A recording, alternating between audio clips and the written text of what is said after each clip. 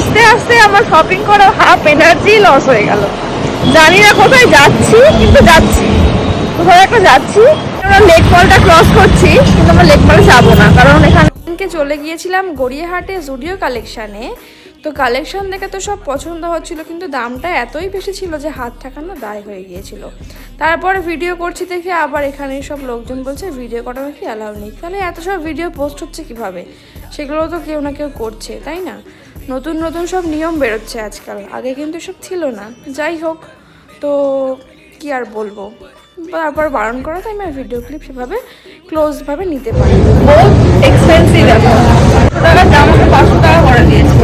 আমার একটাই পছন্দ হচ্ছে, তো একটাই নিই। কালেকশন ভালো, কিন্তু দামটা বহুত বেশি। আর এখন নাকি জুডিওতে ভিডিও